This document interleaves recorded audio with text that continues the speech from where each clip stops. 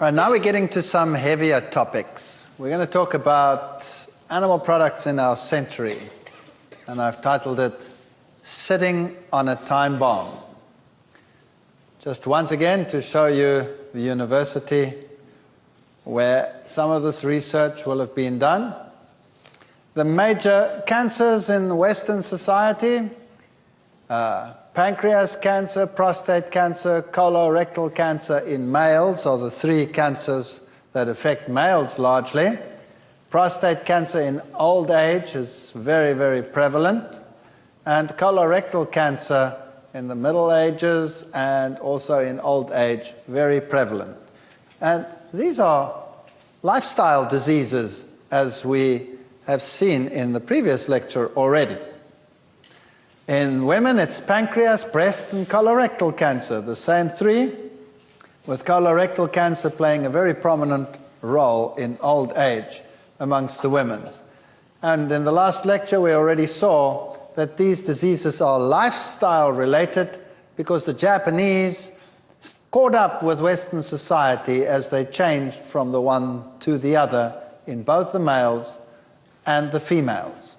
Now, here is the Foundation for Prostate Research in Japan, and one of their spokesmen says, Japanese are eating more meat these days than in the past, so the cases of fat-related diseases such as breast, colon, prostate cancer have increased. They're well aware of what the real problem is, and in our last lecture we already looked at what afflictions caused the main incidences of death in the United States, and we saw that the lifestyle diseases, heart vascular, cancer, and chronic lung diseases were the top three in that category, and poor diet and inadequate exercise was the number one cause for disease.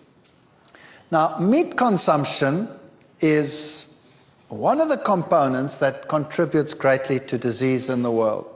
Here's a graph of per capita meat consumption versus colorectal cancer. And again, the higher the meat consumption per nation, the greater the incidence of this cancer. New Zealand, of course, is the meat-eating country in the world. I think only the Afrikaner nation in southern Africa can compete with the New Zealanders in terms of eating meat. Not even the United States comes close to the New Zealanders. New Zealanders believe that chicken is a vegetable. And meat consumption, just to refresh your minds, fish gave an acid load of 7.9 milliequivalents, and meat in particular is problematic because when you heat oils and fats and meat proteins together, you get substances that form which are called heterocyclic amines. So when you do a barbecue, then these compounds, for example, form, or when you make a roast in the oven, and these compounds are these ring-structured nitrogen-containing compounds which are known to be carcinogenic. Some are worse than others, but generally speaking, they're all quite bad. Here is one, alpha C, looks like this, three little rings next to each other. There's a glue P2. They're very similar in structure. It's just the little bonds sit in different places. And if you take a typical piece of meat of any kind, a piece of broiled beef will have 651 micrograms per portion per 100 grams of this A-alpha C product, the methylated form of that, and down the list, broiled chicken, 180, and as you go to sun-dried sardines. It has 158 micrograms of IQ, and all these compounds occur in these products. So obviously, the more you eat, the higher your risk category. It doesn't mean you will get the disease, it just puts you in a higher risk category. Of course, you can also eat anti-carcinogens with it. That lowers the risk category again. Animal proteins and lymph gland cancer is also highly correlated. New Zealand and the USA, Denmark lead the pack over there in terms of per capita bovine protein consumption, that's beef consumption. And interestingly, this is a huge study that was done comparing vegetarians with non-vegetarians. People that consumed meat more than 4 times per week, notice how diabetes starts increasing after that. So if you consumed meat 6 times per week, you had 4 times the risk of getting diabetes to if you did not do that. So amazing correlations between meat consumption and various lifestyle diseases. Other diseases like ovarian cancer, heart disease are mildly also correlated, and the risk increases relative. A risk of 1 means no risk, because if you have 2 groups, 10 in the group, 1 gets sick here, 1 gets sick there, 1 divided by 1 means 1, no difference, you see? Anything more than 1, that gets problematic. So once you get to 2, 3, 4, then you really have to start taking notes. Now, if we look at our digestive systems, the digestive system of the human is more like that of a fruitarian who also consumes grains. And the stomach is the organ in which protein digestion takes place. And here in the stomach, you have acidity. That's the one place where you have acid, which enables you to digest your protein. If you put a plant protein in there, then because of the way in which the plant protein is structured, the digestion time is relatively short, and you don't need a very acid medium in order to do that.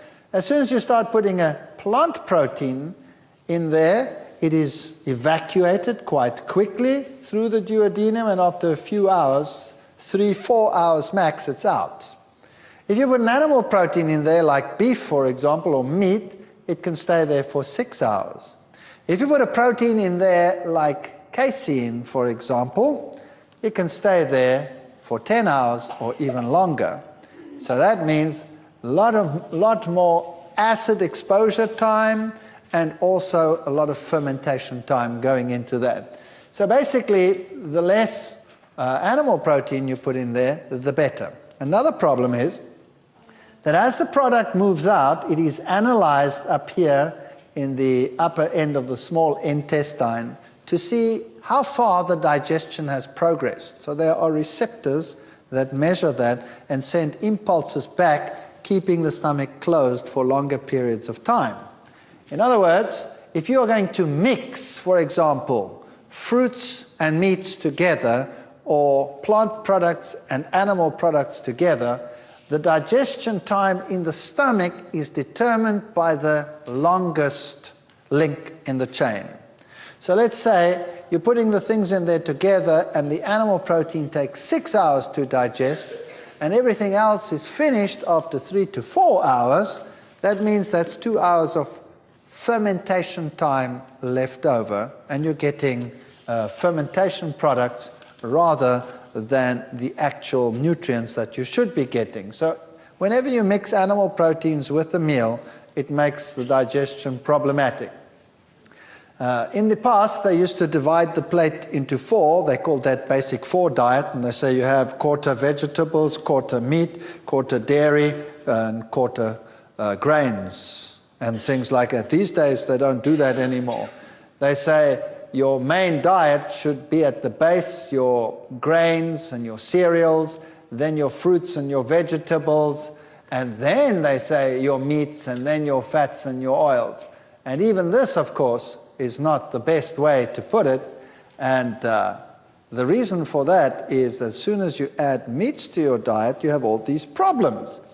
But there's another problem with animal products, and that is biological magnification. Now, what does that mean? Basically, in any food chain, as you go up the food chain, you concentrate toxins.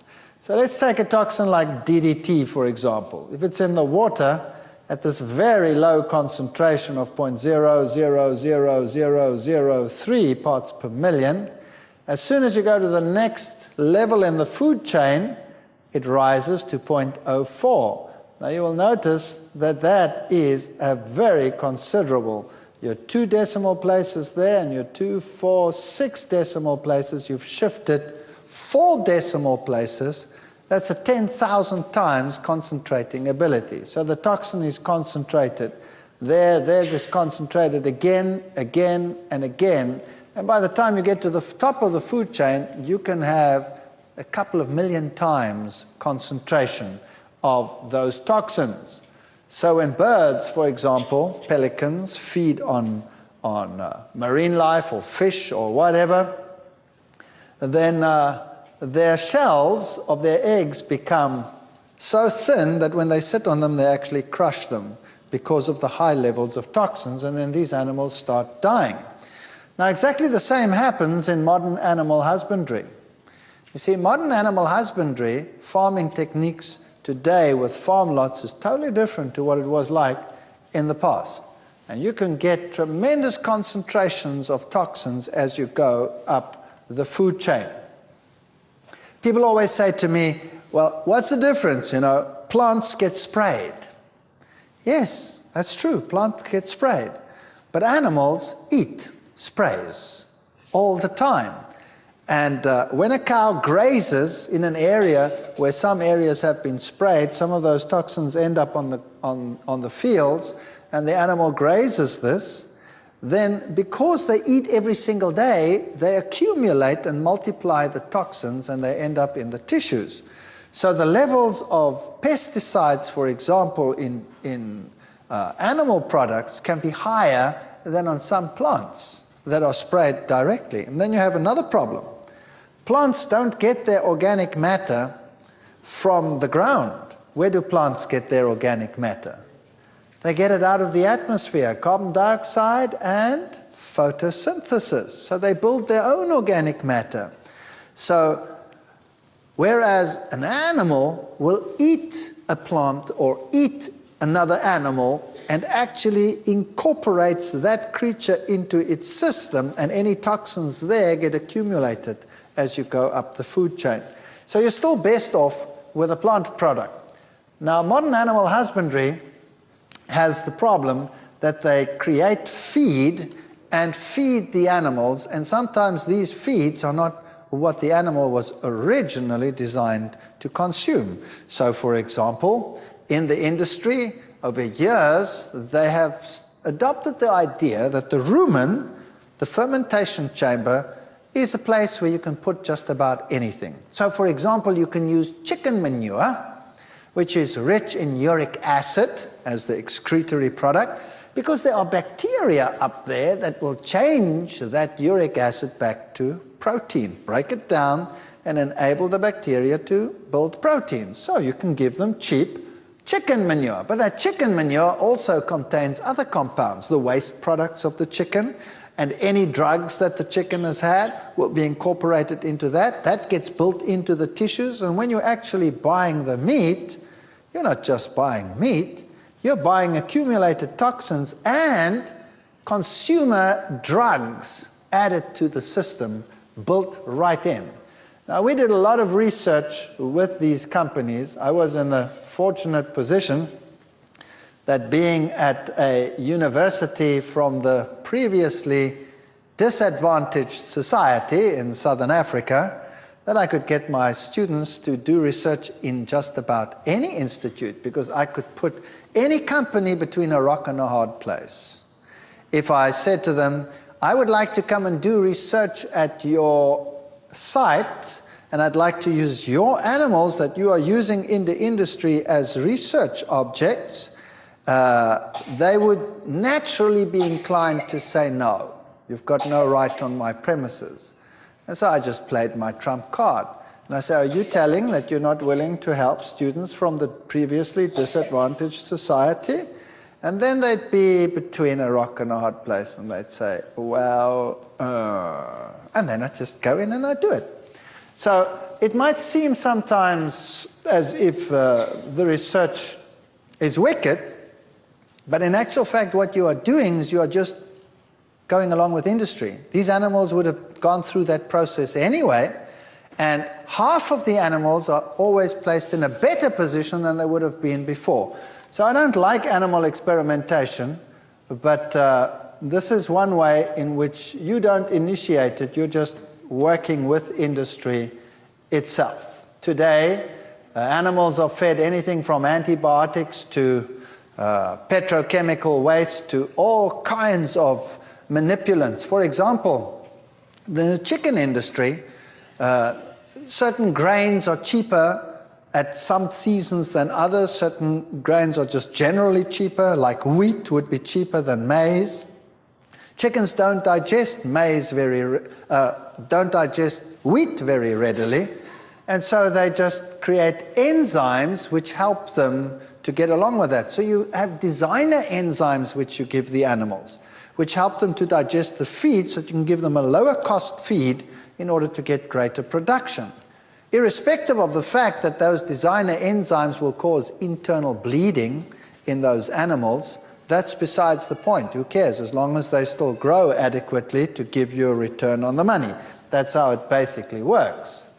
And I just thought I'd keep this in because I like the language. Beeste vrek van voermengsel, which simply means cattle are dying from the feed that they are getting.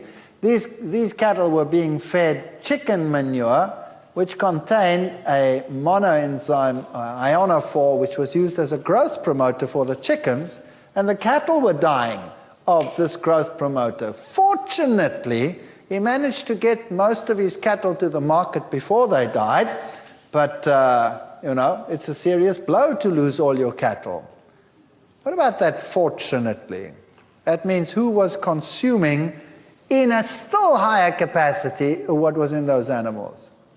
The human beings. So it goes down the food chain. Fear in the food chains. Toxins in Belgian chickens set off another wave of anxiety in Europe. In this case, it was dioxin, which was in the food chain. It ended up in the food chain of pigs, and it ended up in the food chain of the chickens, and it causes cancer, of course, highly carcinogenic substance.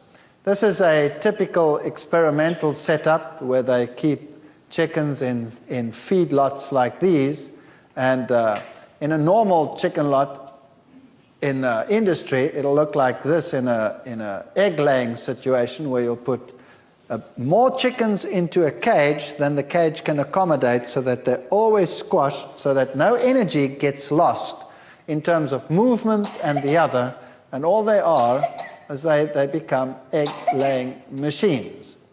Here's one of the industries where I was working with these chickens. This was one of my PhD students there. There's another one. And we were feeding these chickens like industry feeds them. Now, industry has different setups in different organizations. In this particular setup, they were using as one of the main feed items fish meal. Fish meal mixed with grains. And we said, all right, we want to compare that with a feed that contains no fish meal, no animal products. So we balanced the meals and got the equivalent proteins and all the parameters exactly the same, but the one got a protein group that came from animal protein, and the other one that got protein group that came from plant protein. And typically, this is what a chicken would look like very often if it got the animal protein. Notice the decalcified legs. These chickens couldn't walk properly. Now, if you get a drumstick, you wouldn't really notice that, right? So who cares that they are like that? But the fact of the matter is that the animal protein was causing decalcification. Then there was something else that we did. This is the end process, where you go through the abattoir process and collect the blood at the end of the process and write up all the experimentation. This was my Nigerian student. And what happens in these lots is really fascinating. You see, they found out that in order to prevent disease, it's good to give low levels of antibiotics as a preventive. And there's a spin-off that makes it economically viable. If you add the antibiotics, then you're shunting energy away from the immune system, and that goes into growth. So antibiotics in low levels act as growth promoters for chickens. So the chickens invariably get fed these low levels of antibiotics. And we were convinced that these low level of antibiotics will eventually cause resistance to antibiotics. And so should somebody consume that chicken and he would be infected, let's say, by a salmonella or one of these bacteria in the chicken, then he would not be able to be treated when he gets to the stage of actually contracting the disease from these bacteria. When they go through this process, their beaks are burnt away so that they do not hurt each other. They are crowded into areas. And then, of course, the probability of salmonella outbreak is very high.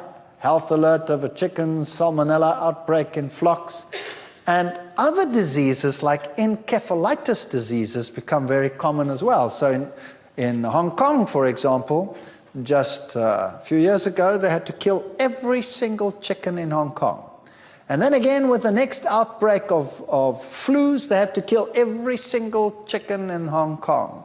In Malaysia, they had to kill every single pig in the south of Malaysia because of encephalitic diseases. This means these are diseases that are transferred from the animal to man and causes encephalitis in man. That's brain fever. And most of those people can die from it. They can be retarded if they survive, permanently disabled, or they die. So, very dangerous diseases that are transferable from animals these days. Hard to swallow. Here are all these chickens that are being fed these low levels of antibiotics. Here are some other drugs that are used in the animal industry. Clenbuterol, for example, is a drug that is used in cattle to make them grow faster, but it is a highly dangerous drug for human consumption, and it's banned in most countries. But here you can see that even in countries like Germany, they have regular scandals where farmers are actually using these on the black market. See, if you can get your cattle to go on the market 1 month earlier, and if you have 1,000 head of cattle, that's a huge financial saving. So obviously, if you can use this clandestinely, then well. Now they test for clenbuterol quite regularly in Europe, but in other countries they don't. In my country, they don't test for clenbuterol.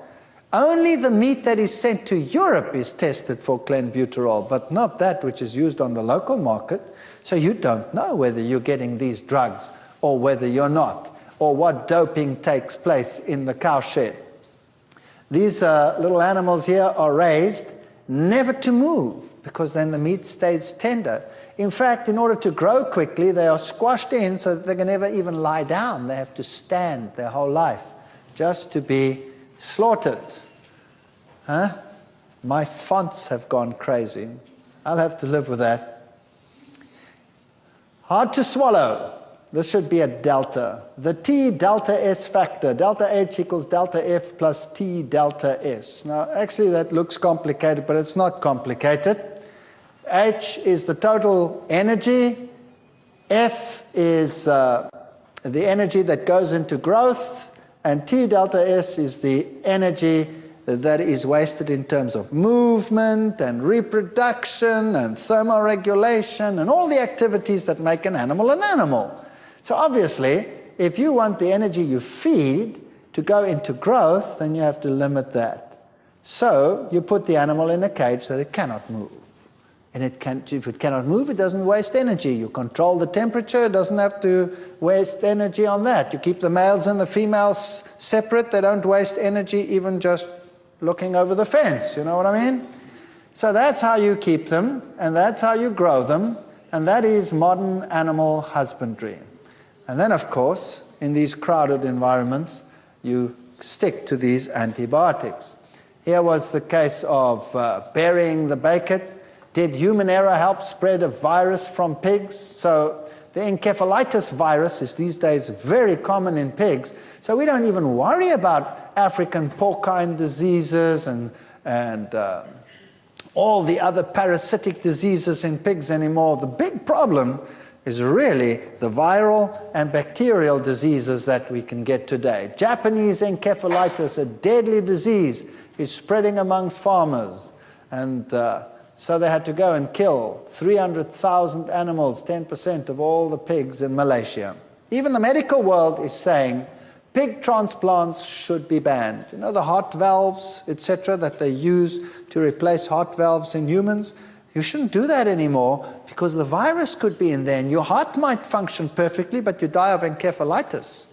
So meat is not what it used to be in the old days, and a slice of pork or a slice of animal today is a product of the injection more than anything else. These were the world's deadliest scourges, other now than cancer, heart disease, and all of those. The number one killer of the infectious diseases is acute respiratory infection. In fact, bacterial or viral, that kills about 4.3 million people every year. Diarrhea, 3.2 million. TB, 3 million. Hepatitis B, malaria, measles, etc., goes down the list. So if you look at the first three, acute respiratory infection, diarrhea, and tuberculosis, all three of them are transmitted by animals, all three. TB you get in animal products, in dairy products in particular. Diarrhea is caused by bacteria, largely bacteria from animal products, so dairy products and meat products, some of it also from contaminated water, but most of these, and the respiratory infections, are because of lowered immune response, which makes it possible for these to come in. So if we look at the mid-80s, you'll see that bacterial infections started increasing on our planet in the mid-80s. So they just soared. That's Campylobacter, that's a bacterium found largely in chicken that causes diarrhea. Salmonella is, of course, the other one, food poisoning. Also started increases since the mid-80s. And if we look at the veterinary record from 1985, they'll tell you what they were suspecting, that antibiotics were being used to counter husbandry practices. So they did an analysis of antibiotics found in beef and chicken and found penicillin, tetracycline, streptomycin, and all of these antibiotics. Penicillin they didn't find in the mid-80s anymore because it wasn't used anymore. It didn't work anymore.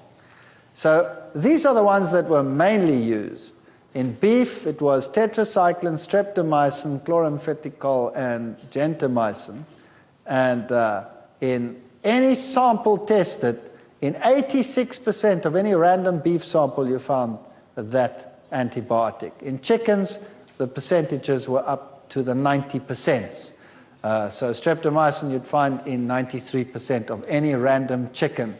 And in fact, in beef, you would find largely 2 different, sometimes 3, occasionally 4 antibiotics. And in chickens, you'd find largely 3 different antibiotics used at the same time. It's really quite incredible. Now, we had contended for many, many years that antibiotic resistance comes from the farm. And then the farmers said, no, it's from the medical world. The medical world is using these drugs on humans, and that's why it's a problem. And the medical world said, no, no, no, no, it's the farmer that is using it. So the pot was calling the kettle black and vice versa. So we designed a very simple experiment to actually settle the question. Where did it come from? Antibiotic resistance bacteria in the 80s in Mexico showed penicillin 100% resistance. All these bacteria, whatever they were, from Staphylococcus to Salmonellas, all of them were up to 100% resistance. So penicillin didn't work at all in the mid-80s. When it came to the others, they were sometimes effective, sometimes not. And so how can this antibiotic resistance affect you. So by the 90s, 1991, 92, suddenly mystery infections in hospitals started to kill people. And then it started increasing to an epidemic. Animal antibiotics threaten hospital epidemics. And what was the problem?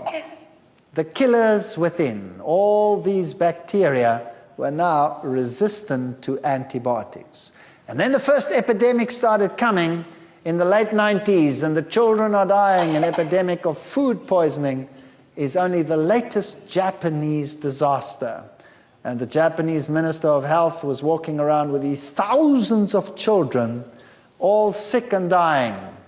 What happened here was that there was this major disaster of beef that had been contaminated with E. coli.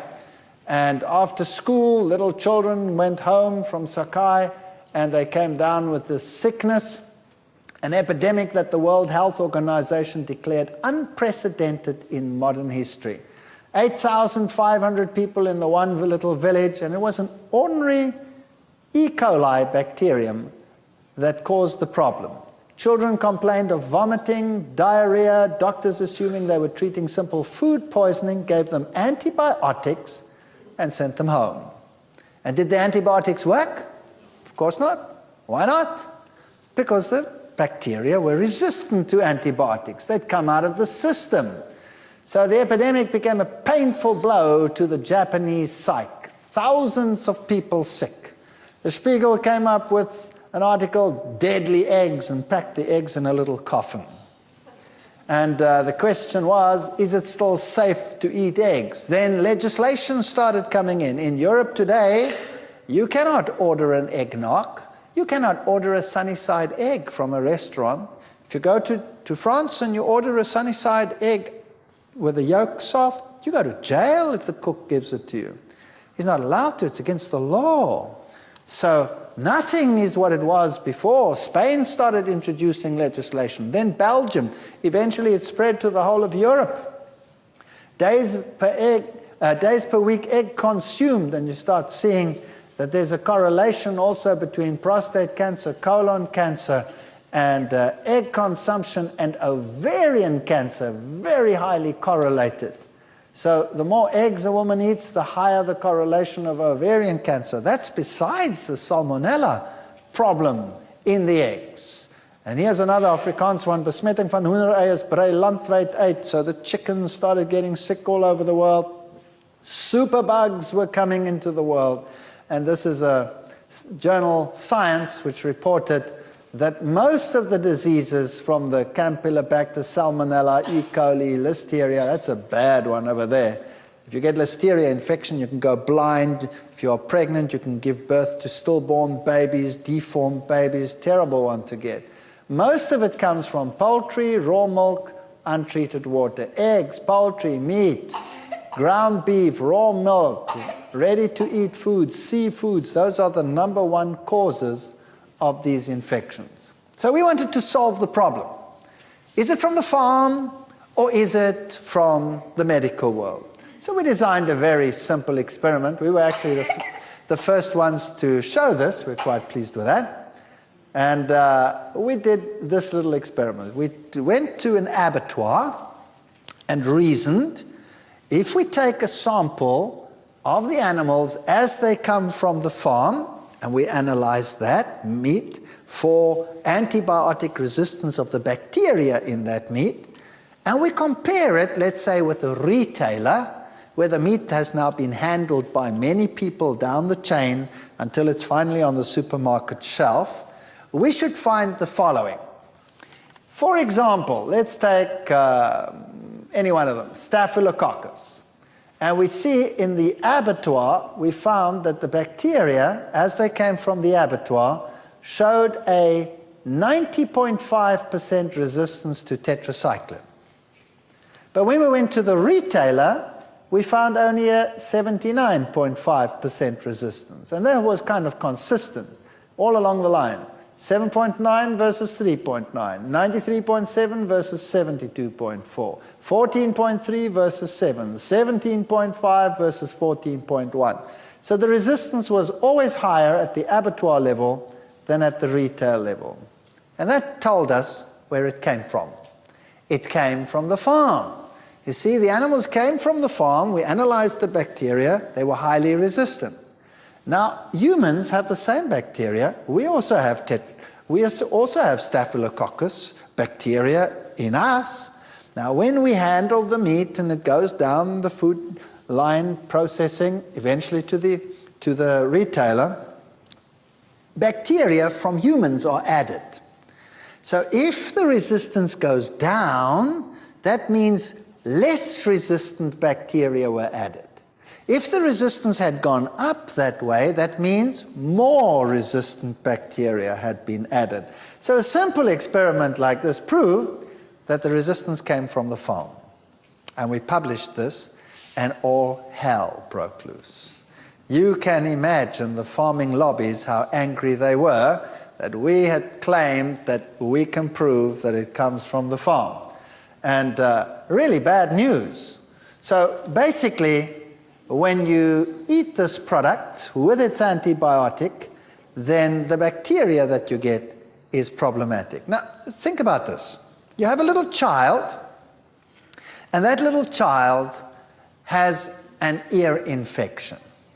You go to the doctor prescribes an antibiotic, the ear infection gets better because the antibiotic is going to kill the bacteria. Does it only kill those bacteria, or does it also knock all the bacteria in your body? Knocks them all. So now while you're on the antibiotic, you have fewer bacteria than normal, is that right? And now let's say the child drinks a glass of milk or eats an egg, and there's a salmonella in there, and it gets into the body, and here it finds few bacteria to compete with it. So that means he's quite happy to increase in there. And the bacteria that are present are all kind of woozy because they're on antibiotics, but this new guy that came in from the glass of milk or the egg, he doesn't care about the antibiotic. Why not? He's become resistant, so it takes over. So all of a sudden the child gets what? Diarrhea. Now you go to the doctor and you say, you know, the ear is better, but the child's got diarrhea. What's the doctor give him? An antibiotic. And will it react or not? No. Now you see, that's okay if you're an adult. An adult has a big body and a lot of water in this body, and if you have diarrhea and you get sick from this, well, you have a fair amount of reserves in your body. But if you're a little kid, then your reserves are gone very quickly, just by reason of size. If you're old and frail and weak, you don't have any resistance either. So who will be knocked most by antibiotic resistance? Little children and old, frail people. They will die like flies, and there's nothing that we will be able to do about it. So if a wave of new infectious diseases comes along, like SARS, for example, or any one of those like are very prevalent today, and we do not have the medication to treat them, and we do not have an immune capacity that's functioning properly, then we're in trouble. So the solution to living in today's world is keep your immune system high. That means no additives in your food, lots of fruits and vegetables in your food, and stay away from the acid-forming foods like the animal products, and you will be better off. The inedible beef stew, well, beef was withdrawn here in the United States and all over the world. We've had mega epidemics in Scotland, in Switzerland, all over the place, killers all around. We're not living in the same society that Grandpa and Grandma lived in. So what do people say? People say, well, we'll have to give up these meats that are dangerous, we'll switch to the exotics. So they start switching to ostrich meat, which is booming industry. Do you know that these animals are very highly susceptible to Ebola viruses and things like that? When you get those, you're dead. You're dead. And then bacteria that outwitted antibiotics started causing streptococci, started causing rotting flesh on the body and all kinds of problems. Malaria is back with a vengeance. Why? Because the host, and not only the host, but also the vector, have become immune to the medication that is being used in the world today. So you know what our science has done over the last few decades? Science has brilliantly given mankind a suspended sentence. That's what it's done.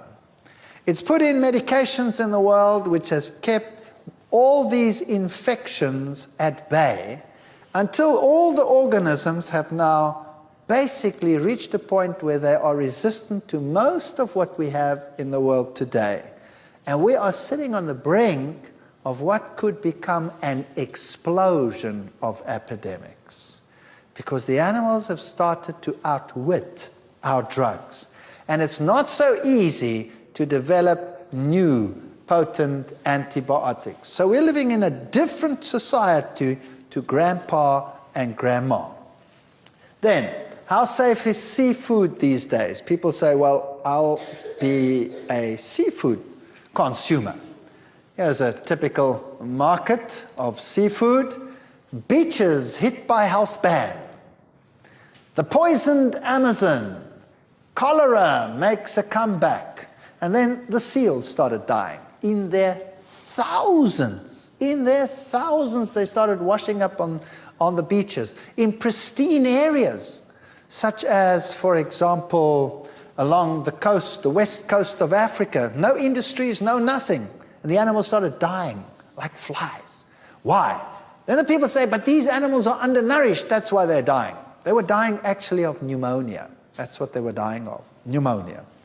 And if you look at them, they don't look very undernourished, not at all. But there are certain chemicals in the water that didn't exist in the water a few decades ago. For example, there's a chemical in the water called TBT, tributyl tin. It's a compound that they add to the paint of ships, oil tankers. It's only permitted for oil tankers, where they paint the oil tanker to keep the barnacles from growing on the oil tanker. All others must be scraped manually to clear the barnacles off. But this compound keeps the barnacles off because it's hard with the oil tanker to clear it. Now, the concentration in the ocean is very, very low. I mean, it's incredibly low. But as you go up the food chain, it gets concentrated, and a seal can actually have up to 50 micrograms per 100 grams in its fat. So, what happens? The seal is swimming around, is normally quite wholesomely happy, nothing wrong with him, and the toxin is stored in his fat. And now there is a lull in the fish. Let's say for a day or two the fish are scarce, or for a few days. What does he live on during that scarcity? His fat. So he burns his fat. And as he burns it, the TBT leaks into the blood system. And when it's in the blood system, the immune system goes. Out goes the immune system. And the infectious bacteria come in, and he has no resistance, and he gets pneumonia, and he dies. So now imagine, where did they get their TBT from? From the fish that they were eating. So now imagine you start eating fish regularly. That means you get those same compounds that the seals are getting, plus the PCBs and all the other compounds that are in there. And where do you store them? In your fat. And now you're fine, because they are basically out of the way. You've stored them in your fat. And then one day, you get sick. You get a normal flu, and you're feeling lousy, and you have a bit of a temperature, and you're lying in bed, and you're starting to burn up, and you stay in bed. And you're not hungry, and you have a temperature. What do you burn in order to supply that energy? Your fat. And what happens to those compounds? They leak into your blood. And what does that do to your immune system? Knocks it out. And then you get super sick. Then all of a sudden, instead of just having a flu and a cold, you actually start coughing like crazy, and you end up with pneumonia, eventually double pneumonia, and you're in the hospital, and everybody says, you know, the bugs are getting tougher these days.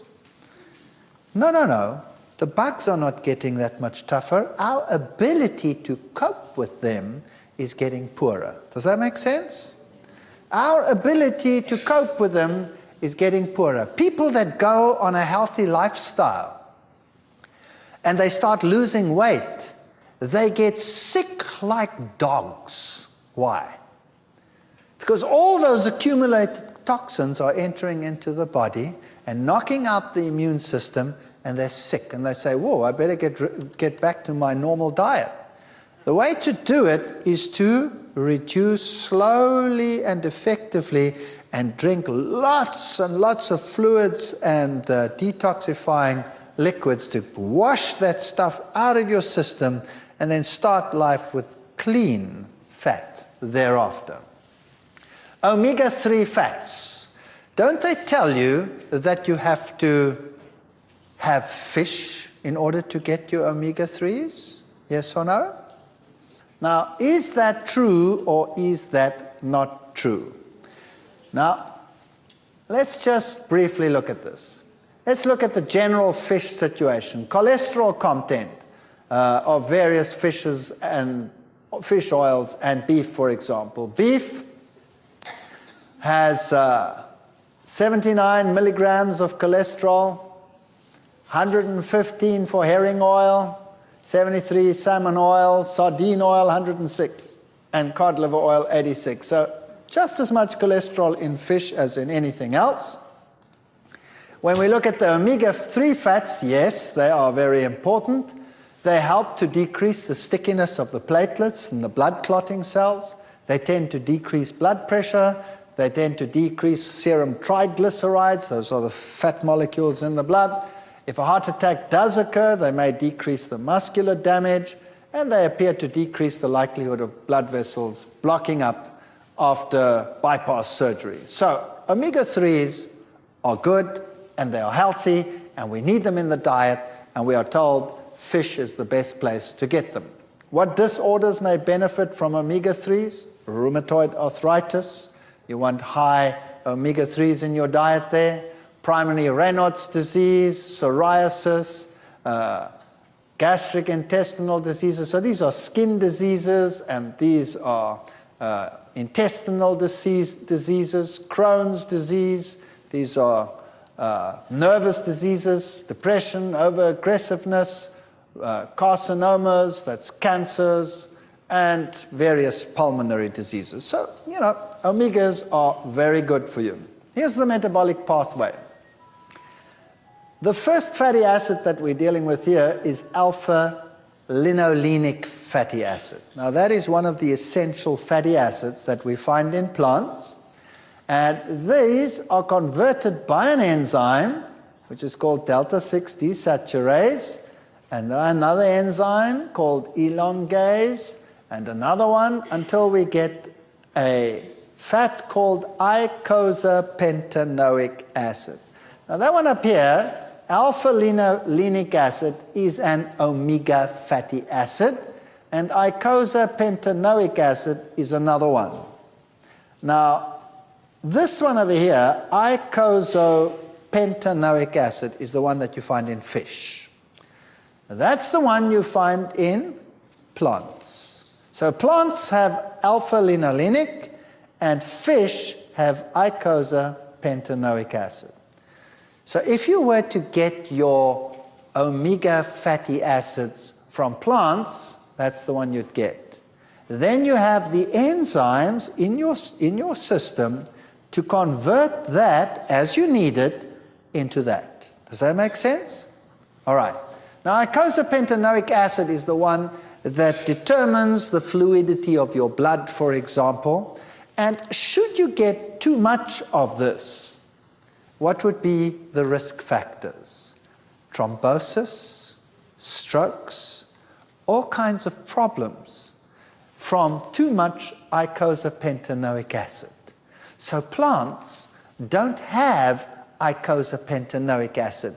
And if the argument were true that we have to get our omega fats from fish, then the same argument must be true for every other animal on the planet. That means an elephant and every ungulate in the world and every herbivore in the world should actually eat fish. But they don't. they consume alpha-linolenic acid. And then they make as much icosapentaenoic acid as the body needs, and therefore you would never go into a risk category for strokes or thrombosis or other diseases like that. So what's better? Getting it from a plant or getting it from a fish? Getting it from a plant. Or else, if you believe that God created this world, you would have to say that God was stupid, because he didn't put any icosapentaenoic acid into the plants, which is the basis of the food chain. He put alpha-linolenic into the plants, and alpha-linolenic doesn't cause a problem. It's the other one that causes the problem. In fact, alpha-linolenic is the one that you will use not only to make icosapentaenoic acid, but to make all the other things as well, like prostaglandins and all of those compounds that we need. That's the basis. We need this one. We don't need this one as the basis from which to work. We can't work back. We can only work this way. So, what plant foods contain omega-3 linolenic acid, for example? Which ones? Roasted potatoes, if we look at the vegetable world, cucumbers and all of those, sweet potatoes, bananas, California avocados, they have 99, 74, etc. That's not very, very high. Whole wheat bread has 11. And are there any others that are higher than that? Well, actually, yes. As we go to the nuts and the dark greens and the legumes, whoa, now we're climbing. 136, 353, 637 for green soybeans. Soybean oils, 927. Whoa. Wheat germ oil, 938. Walnuts, 1,033. Canola oil, 1,094. Walnuts, English, 1,703. And who's the super king in the world? Flax seeds, 7,526. So if you add your flax seeds ground to your cereals or to your breads or to your whatever, do you think you're going to have a shortage? I somehow doubt it. And there is no animal that will compete with that. And you're getting what you need. So you can get it from plants. Don't believe that you cannot get it from plants and that you have to get it from fish. Evidence linking fish contamination to cancer. Number one, elevated levels of pesticide compounds have been found in the tissues and breasts of cancer patients. National Cancer Institute shows an increased death rate from cancer amongst people living in areas where fish have exceptionally large numbers of tumors. Fish have more cancer than 50 years ago. For example, 30% of bullheads in Lake Erie were found with liver cancer. That's pretty scary. And PCBs, PCB exposure in the general population comes from fish, may affect sperm counts, fertility. Pregnant mothers are linked to alterations in birth size, etc., from PCBs. And children at 11 years of age with higher exposure to PCBs before birth show impaired intellectual development. And you might think, well, you know, I eat fish from deep water. I'll buy only deep water fish. So people buy deep water hake, deep water salmon, deep water this. Well, where's the biggest contamination today? Here are the Arctic people up here, living in these areas up here, where they are far removed from any industry. And at risk, the Inuits' diet is contaminated with pesticides, PCBs, and other poisons right up there. The highest levels these people have because that's their main diet. Fascinating. So there's a fish today with typical tumor fish, new scientists, parasites for supper. The fish too, of course, have a reduced immune system, and so they are getting more parasites than before. Mystery killer stalks Australian waters, new parasites that we never even knew about affecting these fish. These fish develop aganodia. They don't develop any sex organs. If we look at the decline in fishing over the years, we'll also find something else, that oil ratios in fish have declined since the 80s to the 90s. That means the fish are not storing energy like they used to in the past. That means that they are generally diseased. And so up until the 90s, we find an increase, with a peak increase suddenly in 88, of what we call atresia. That means these animals actually start producing eggs, but they haven't got the energy to finish the process. So off it goes again. The fish world, since the 80s, when the high industry toxins started taking their toll, is not what it used to be. I'm always a bit worried when they come out already fried. Yeah. So it seems that the general food structure in the world, the feedlot structure, animal husbandry, the fishing world is a problem. And then we have some new exciting occurrences. Mad brains, mad cow's disease. In humans, it's called Creutzfeldt-Jakob syndrome. And what caused it, they found, was a prion.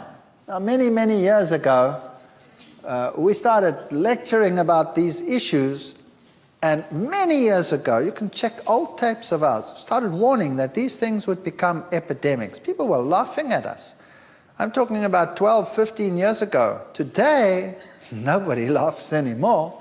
Prion disease, what's that? A prion is a tiny little protein that occurs in the brain. Millions and millions of proteins called prions live in the brain. And the normal one looks like a double helix. And an abnormal one, the protein has flattened out into sheets. We'll look at that in a moment.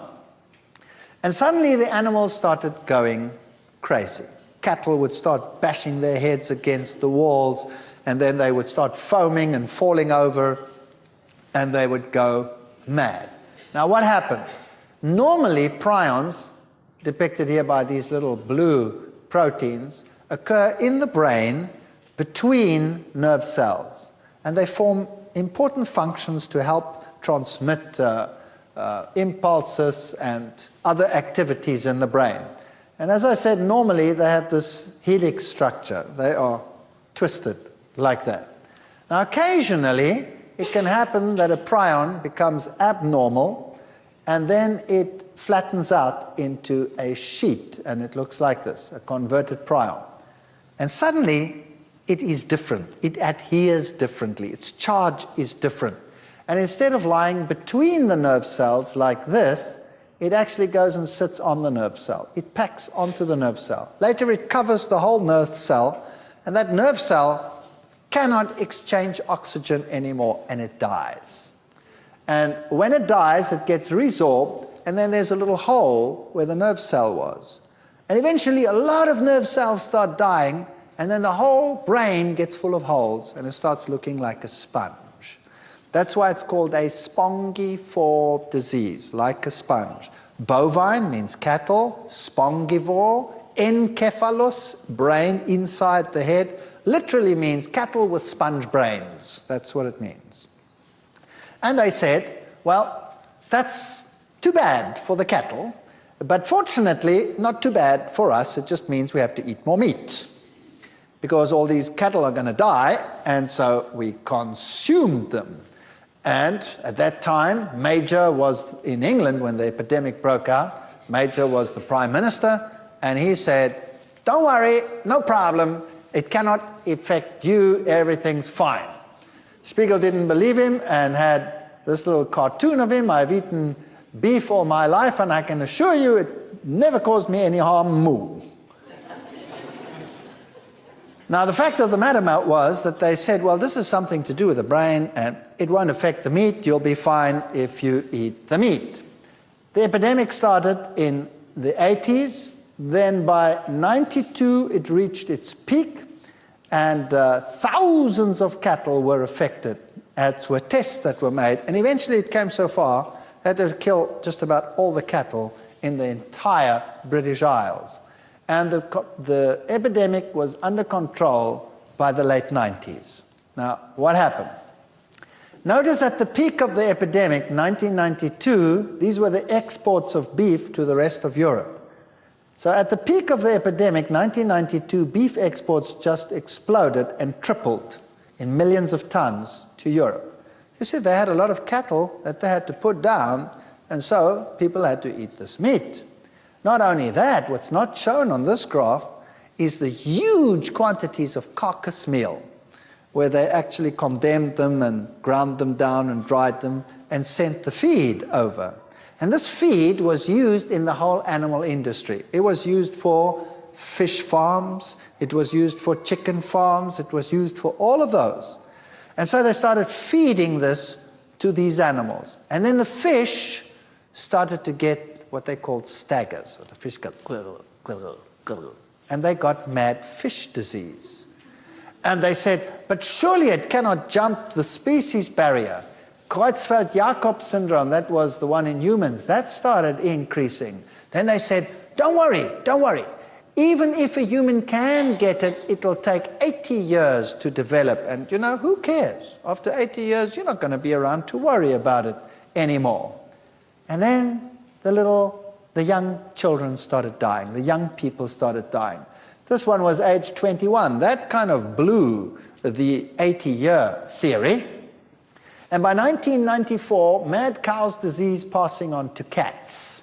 You see, they'd taken the meat, and a lot of it went into the pet industry, and the pets were getting their pet food, and the pets were getting mad cow's disease.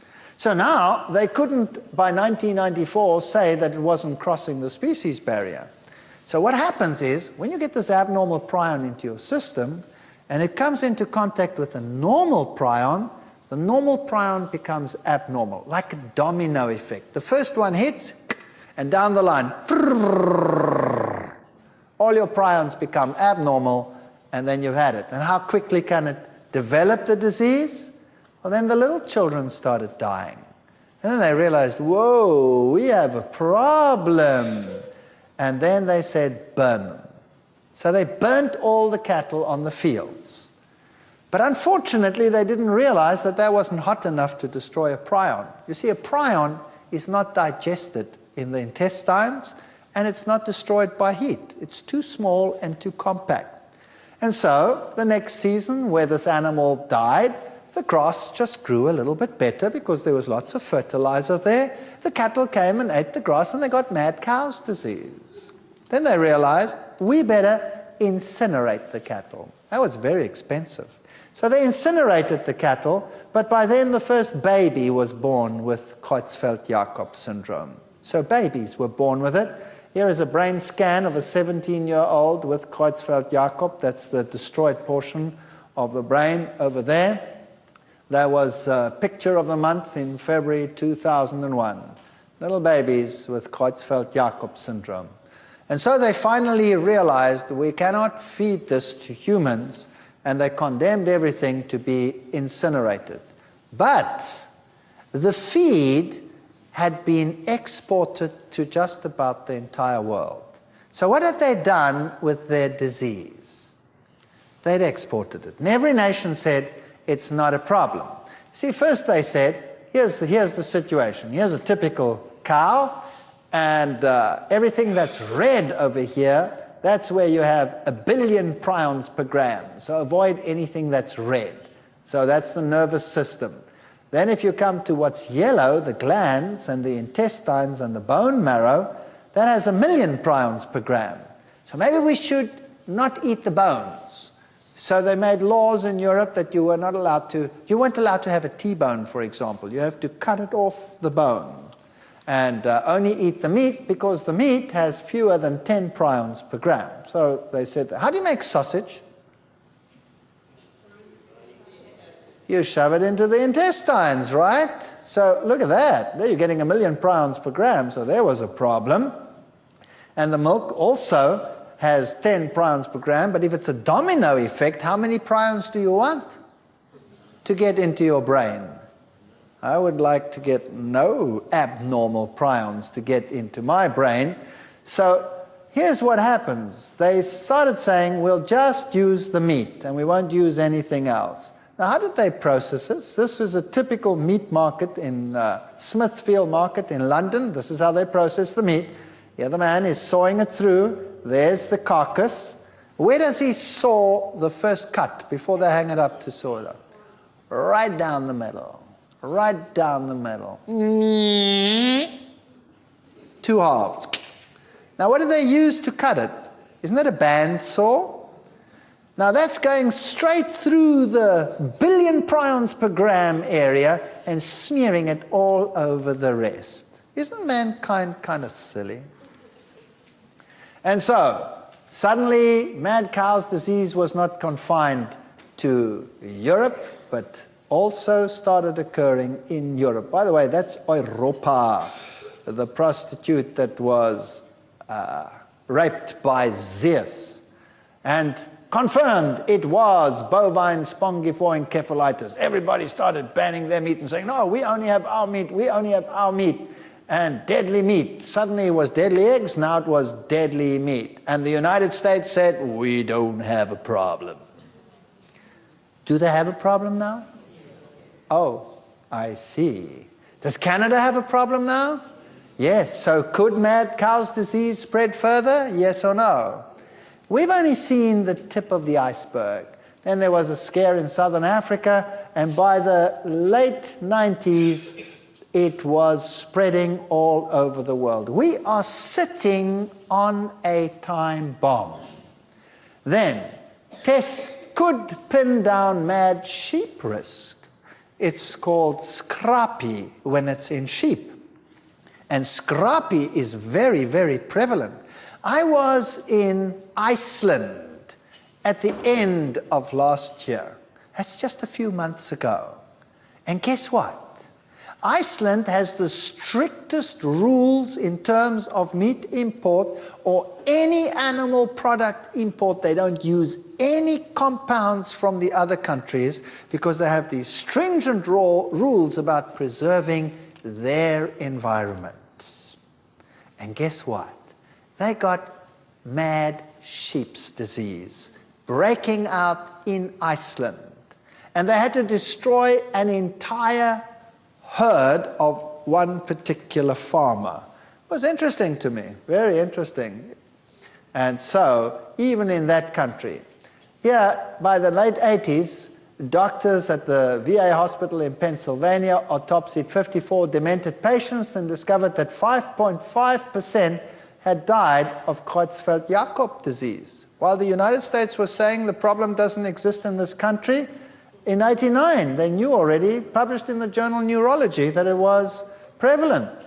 Scientific American, 1995, Creutzfeldt-Jakob disease has apparently been transmitted by cornea transplant, brain electrodes, surgical instruments, injection of human growth hormone. Fascinating. The Annals of the New York Academy of Science said ample justification exists for considering a similar pathogenesis for Alzheimer's disease. And then something else started increasing. By 2001, we just got over the major BSE scare, which is not gone, which is just simmering under the surface, waiting to explode, when suddenly there was this tremendous TB shock. Tuberculosis shocks the farmers in Germany. First there was the BSE crisis. Then we had the pig feed crisis, and now we have TB. And this TB is transmittable to humans. And this was thought to be extinct in Germany for many, many years, but suddenly the milk and the meat and all of this contains this bacterium again, and we are at risk from getting TB from these animals. And then foot and mouth disease, Maul- und Klauenseuche, animals, sheep, goats, all these pigs, all these creatures, also the wild animals, started getting foot and mouth disease. And hardest hit again, England. England had just killed all its animals, re-imported new animals, and started the whole industry all over again when suddenly they got foot and mouth disease. Death on the farm. And this is now close to our time. And what did England have to do? Well, England had to kill every single cow and pig and animal in the whole of England. And here you can see the pictures. It was horrendous. And here was the slaughterhouse as they burnt again hundreds of thousands of cattle with foot and mouth disease. And Europe refused to import the meat from England. Now this is a fascinating story. Now the rest of the world also got foot and mouth disease. You had an outbreak everywhere. You had it in Australia, you had it in Southern Africa. The outbreak was just about universal. What did the other nations do? The other nations said, well, that's ludicrous. England has got a screw loose. Why kill all these animals and why get rid of all that capital? There's a much easier way to deal with this disease, and this is what the other countries did. They made huge quarantine farms, and they put hundreds of thousands of heads of cattle with foot and mouth disease into quarantine. And then they immunized them all. They immunized them. And then eventually the disease was under control and the problem is solved. So the whole bang shoot was immunized. Now, what does immunization do? Immunization, as the word implies, makes one immune. Is that correct? That's what immunization does. Makes one immune. Does it get rid of the vector, the cause? No, it just makes you immune to the cause. Now previously, think about this. If the cattle were not immunized and they got foot and mouth disease, you knew that animal was contaminated, right or wrong. And what did they do with it, like they did here in England? Put it down, burn it, and it's gone. If that disease is then not in the other animals, it means none of them have it. Is that right? Now they're all immunized. Do you know whether they're carrying it or not? No. So when you eat it, good appetite. Good appetite. Well, it doesn't kill humans. It doesn't kill humans, they say. It doesn't do that. It just causes blistering and mouth blisters and a terrible flu. That's all. It's not so bad. It won't kill you, so that's not too problematic.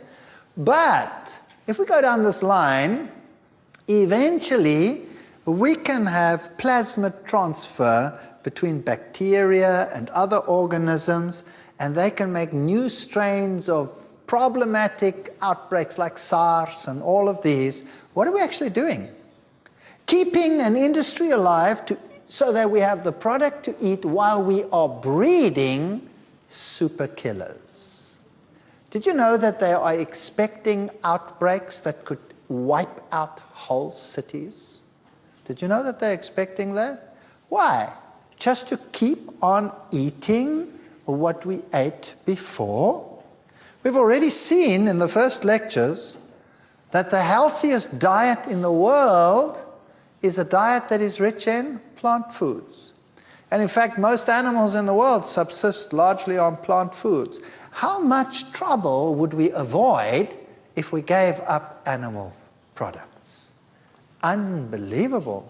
We would benefit on every turn. If we gave up butters, we would have a better cardiovascular system. If we gave up meat, we wouldn't be exposed to these risks that everybody else is exposed to.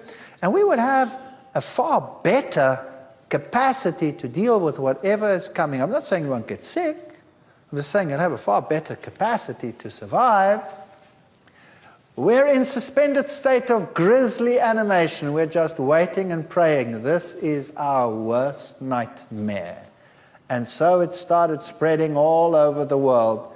And mankind with its drugs is creating a time bomb that sooner or later will explode.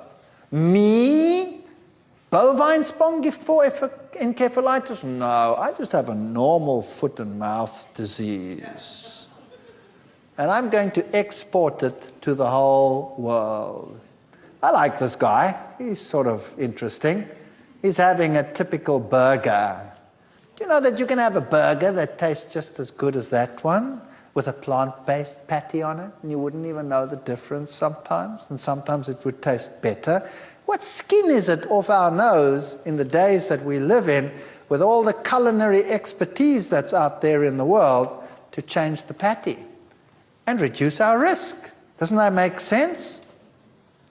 Life without beef. Time magazine had this wonderful picture here with all the vegetables and asked the questions, can plant foods replace meat? Where's the beef? The answer is yes, they can. But the decision as to whether we want to do this or not is ours. So what I've done in this lecture is just shown you the state of affairs in the world to help you make that decision. Whatever that decision is your business and your affair, because let no man tell you your duty.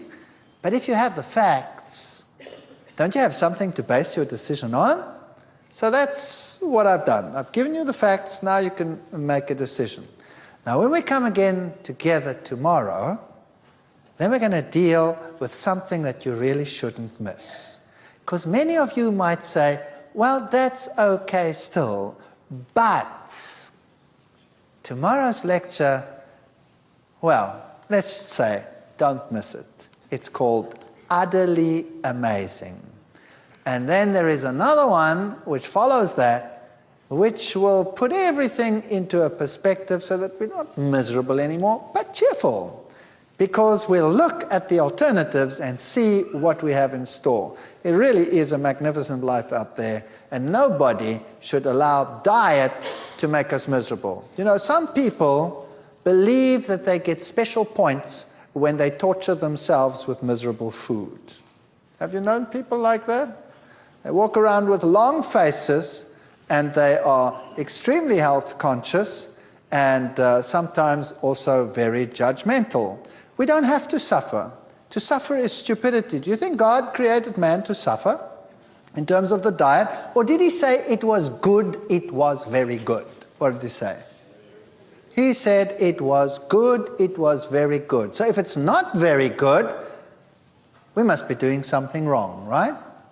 So don't miss tomorrow's lectures. We'll look at what there is to do, how to circumvent the problems, and thanks for listening.